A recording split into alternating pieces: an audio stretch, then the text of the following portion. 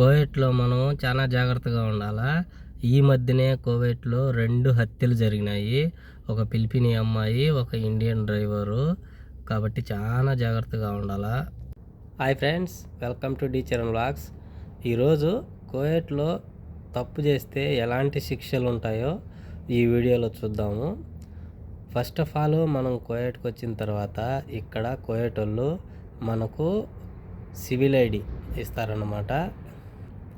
కొత్తగా కోవిడ్కి వచ్చిన వాళ్ళకు ఇక్కడ మెడికల్ చేసిన తర్వాత, మెడికల్ పాస్ అయిన తర్వాత వాళ్ళకు సివిల్ ఐడి చేపిస్తారనమాట కోవిడ్ వాళ్ళు. సివిల్ ఐడి అంటే మనకి ఇండియాలో ఆధార్ కార్డు మారాలన్నమాట, మన ప్రూఫ్ అన్నమాట. అది మనం ఇండియా వాళ్ళము కోవిడ్లో పనిచేయడానికి వచ్చాము, దాని మీద డ్రైవర్ అయితే డ్రైవరు, ఇలా ఏదనేది వాళ్ళకన్నీ డీటెయిల్స్ తెలుస్తాయన్నమాట ఆ సివిల్ ఐడి ద్వారా.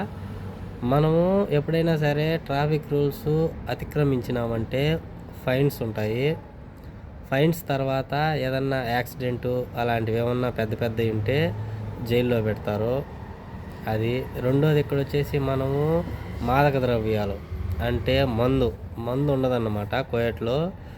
చాలామంది నాటు సరుకు అంటారు కదా, అది దొరుకుతుంది. అది కొనుక్కొని తాగుతారు. అది 4 దినార్లు అది బాటలు.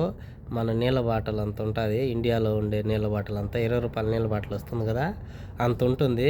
అది 4 దినార్లు అనుకుంటా. 4 దినార్లు అంటే దగ్గర మన ఇండియా డబ్బులు 1000 రూపాయల పైనే ఉంటుంది. 1000 రూపాయలు పెట్టి తీసుకొని తాగుతారు. అమ్మే వాళ్ళను పట్టుకుంటే యావజ్జీవ కారాగార శిక్ష చేస్తారు. కొనే వాళ్ళని పట్టుకుంటే జైల్లో పెట్టి 2 నెలలు వాళ్ళకి ఫింగర్ అద్దేసి ఇంటికి పంపిస్తారు. ఆ 2 నెలలు నీ దగ్గర కానీ డబ్బులు ఉండిందంటే నీ టికెట్ పెట్టుకొని వారం 10 రోజుల్లో ఇంటికి పంపిస్తారు. లేదంటే 2 నెలలు 3 నెలలు జైల్లో పెట్టుకొని వాళ్ళే టికెట్ పెట్టి ముంబైకి ఎక్కిచ్చేస్తారు. ముంబై నుంచి నువ్వు ఎట్టబోతావో అది నీకు సంబంధించిన విషయము. ఇకపోతే కోయేట్ ఇళ్ళల్లో కానీ తప్పు చేస్తే వాళ్ళ ఆడపిల్లలని ఏదన్నా మనం టచ్ చేసేది కానీ, లేదంటే ఏదన్నా తప్పుగా ప్రవర్తిస్తే మాత్రం చంపేదానికి కూడా వెనకాడరు. ఎంతకైనా తెగిస్తారు వాళ్ళ ఆడపిల్లల్ని మనం ఏదన్నా చేసినామంటే. కాబట్టి జాగ్రత్తగా ఉండాలి. అదే పని మనుషుల్ని ఏమన్నా అంటే 2 దెబ్బలు కొట్టో, లేదంటే జైలుకి పంపించో, లేదా ఫింగర్ అద్దో ఇంటికి పంపిస్తారు. లేదా కొంతమంది ఎవరన్నా ఉంటే సరేలేని చూసి చూడనట్టు వదిలేస్తారు. మరి కొంతమంది ఉంటే వాళ్ళిద్దరికి పెళ్లి చేసేస్తారు. ఇలా ఉంటాయి కోయేట్ ఇళ్ళల్లో తప్పు చేస్తే. కోయేట్ వాళ్ళ పిల్లల్ని కానీ కొట్టేకే పోకూడదు అనమాట. ఎందుకంటే చాలా డేంజర్ అన్నమాట పిల్లోళ్ళు. వాళ్ళ జోలికి కానిపోతే వాళ్ళ అమ్మోళ్ళు వాళ్ళది తప్పున్నా సరే మనల్నే మా పిల్లల్ని ఎందుకు కొట్టినామని మనల్ని అరుస్తారు. వాళ్ళని కొట్టేకి కానీ తిట్టేకి కానీ పోకూడదు. వాళ్ళు ఏం చేసినా కానీ నిదానంగా నచ్చజెప్పుకోవాలి. అదే మన ఇండియాలో అయితే ఒక దెబ్బ కొట్టైనా సరే ఇట్ట కాదు ఇట్టని చెప్తాము. ఇక్కడ అట్ట చెప్పేదానికి ఉండదు. వాళ్ళు ఏం చేసినా గమ్మున నిదానంగా చెప్పుకోవాలన్నమాట. చాలా జాగ్రత్తగా పని చేసుకోవాలి మనము. మ్యాక్సిమం ఏ తప్పు చేయకుండా చెప్పిన పని చెప్పినట్టు చేసుకుంటూ మనము జాగ్రత్తగా ఉండాలి. డబ్బు సంపాదించి వచ్చినాము మనము, కాబట్టి దాని మీదనే ఫోకస్ చేయాలన్నమాట. ఏ తప్పు పోకూడదు ఇక్కడ. కోయేట్ వాళ్ళు రూల్స్ చాలా కఠినంగా ఉంటాయి. అదేవిధంగా కోయేట్ వాళ్ళే రూల్స్ బాగా ఫాలో అవుతారు. ఎవరో కొంతమంది ఉంటారు ఫాలో అవ్వరు, కానీ కొంతమంది మాత్రం రూల్స్ బాగా ఫాలో అవుతారు.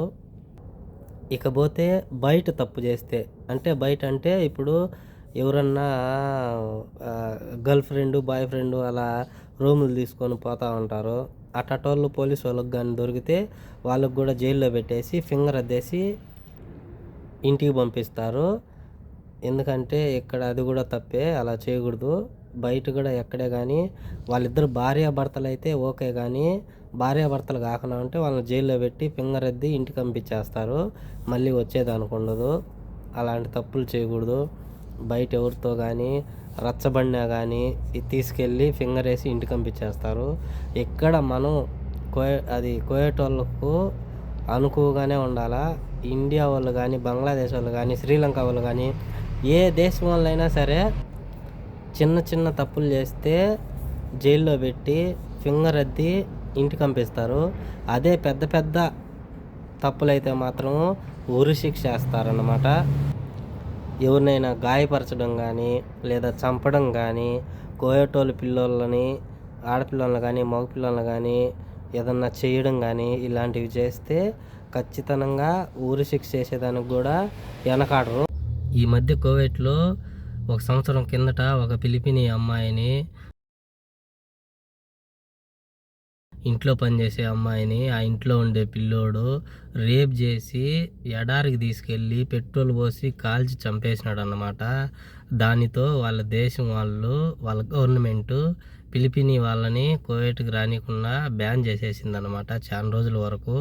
ఇప్పుడు కూడా అక్కడక్కడ ఏదో వస్తున్నారని వింటున్నా కానీ చాలా వరకు బ్యాన్ చేసి చాలా వరకు పోరాడినారు. అలాగే మన ఇండియన్ డ్రైవరు వేరే ఇంట్లో పనిచేస్తూ ఉన్నాడు, 10 సంవత్సరాలు పనిచేస్తూ ఉన్నాడు. అయినా కానీ అతన్ని ఎడారికి తీసుకెళ్ళి అక్కడ చంపేసి బూడ్చేసి వచ్చినాడు కోయేటోడు. కాబట్టి చాలా జాగ్రత్తగా ఉండాలి. చివరాఖరికి చంపేసి అతనికి మెంటల్ సర్టిఫికెట్ చూపించేసి మెంటల్ అని చెప్పేసినారు. కాబట్టి ఇక్కడ మనం చాలా జాగ్రత్తగా పని చేసుకోవాలా. మనము ఎన్ని సంవత్సరాలు చేసినా కానీ కోయేటోళ్ళని నమ్మకూడదు. వాళ్ళకు విశ్వాసం అస్సలే ఉండదు. పని చేసినంత వరకే మంచి అంటారు. నువ్వు ఏ రోజైతే పని చేయలేదో ఆ రోజు కుక్క అనేసి తిట్టేస్తారు, కుక్క గాడిద అని. మన ఎంబసీకి చెప్పుకున్నా లేదా పోలీస్ స్టేషన్కి పోయి కంప్లైంట్ చేసినా కానీ ఇది వాళ్ళ దేశం కాబట్టి వాళ్ళ మాటే చెల్తుంది అన్నమాట. కాబట్టి కువైట్కి వచ్చేవాళ్ళు చాలా జాగ్రత్తగా పని చేసుకోవాలి. ఇక్కడ ఏ తప్పు చేయకూడదు. Thank you friends. నా వీడియో కానీ నచ్చినట్టయితే లైక్, షేర్, సబ్స్క్రైబ్ చేసుకోండి. బాయ్.